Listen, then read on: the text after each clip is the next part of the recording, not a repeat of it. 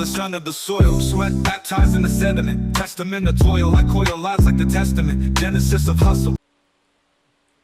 Welcome to the show, everybody. Welcome to the show. This is Byron, aka the Mow-Town Hustler, aka the Grass Assassin, coming at you with another video.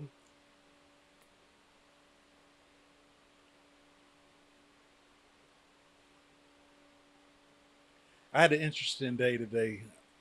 Um, you know, we haven't had a lot of rain over the past 2 months, but this week, you know, I would say starting probably from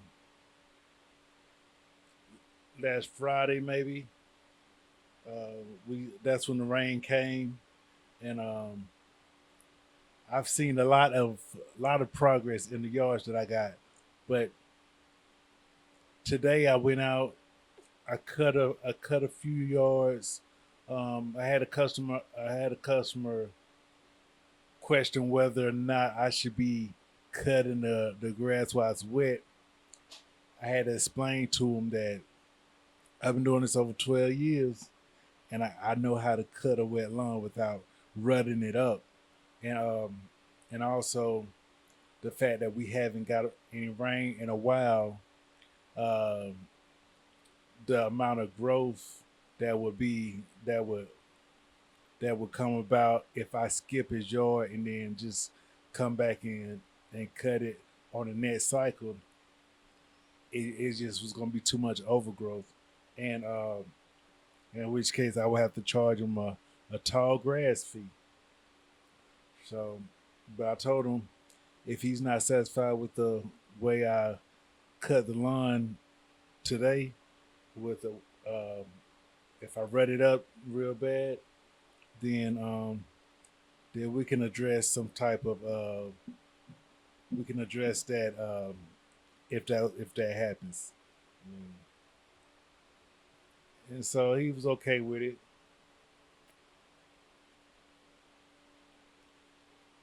and everything went well, and he was pleased with the way his yard looked. And I keep telling my customers they gotta stop doubting me. Like I'm an expert. Uh, Last year I had a guy, his yard was full of weeds, and he wanted a weed treatment. I said, look, most of your yard is weeds, so it's gonna be a lot of bare spots when I treat the lawn, but it's gonna fill in, and it's gonna fill in pretty quickly because your turf grass is supposed to be Bermuda, and you still had some Bermuda there. And I forewarned him. I sprayed his yard. Surely, there was a bunch of bare spots in his yard, from dead weeds. And as the season progressed, it filled in, and his yard looks great. And he was like, "Man, I'm sorry for talking to you like you didn't know what you was doing, but I see that you do know what you're doing." And I'm like, I don't know, man. I just feel like they gotta let me cook, man. Let me do my job, you know, and start working against me. But the second that I get the yard looking great, hey, can we skip this service? My grass haven't really grown. Everything still look good. I, I say it's supposed to always look good, and it doesn't just grow like that. Like I'm actually affecting the way it looks.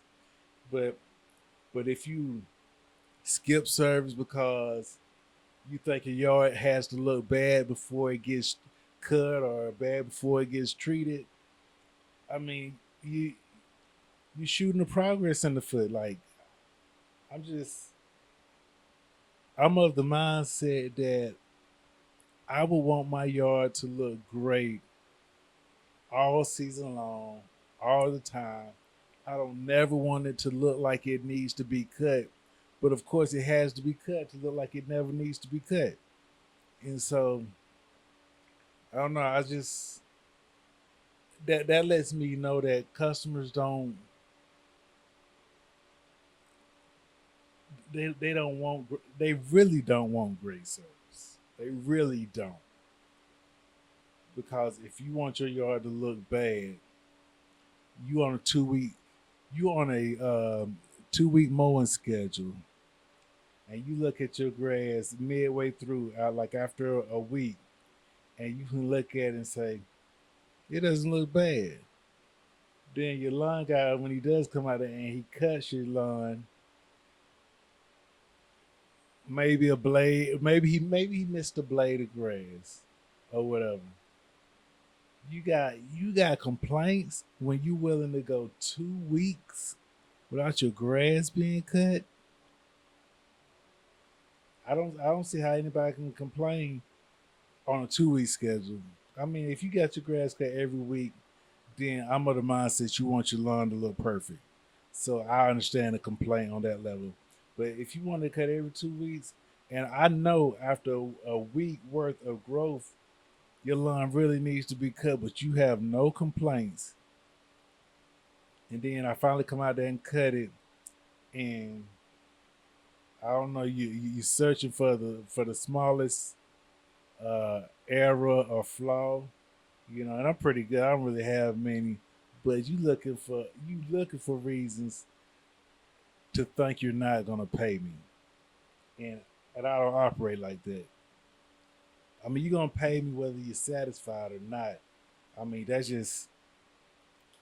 I mean, and I tell my customers, when you go to work at your job, whatever your job is, and you do your job, and if on payday your job is say, well, we're not totally happy with the work you did this week, we're not gonna pay you. You're gonna burn the building down. But so what make you think you can do that to your line guy, or any of your service workers? Like, this is their job, and you're in the position of being uh, the payer, and you have to pay. Now, if you're not satisfied, then you know I'm gonna pay you. Uh, your services are no longer needed. Keep it moving. I mean, because even when people get fired from their job still give them that severance pay, and tell them to keep it pushing. So I don't know where people get this mindset of because they're not happy, they don't have to pay. Like, it doesn't work like that. Somebody did the work, and they deserve to be paid, whether you were satisfied or not. And then you can just make the decision after that. You know.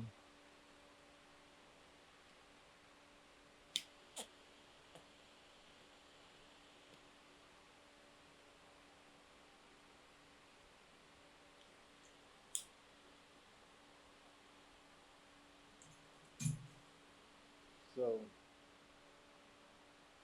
I just wanted to go over that real quick, man. I know it seems like I complain a lot. I'm really happy with what I do. I'm really happy with my customers for the most part. I mean, it's it takes some time to to learn each other. For them to learn how I operate, for me to learn what their expectations are. But once we get synced and linked in, you know, everything seemed to move okay. You know, and so hey, like, comment, subscribe, holla back at your boy. I'm out.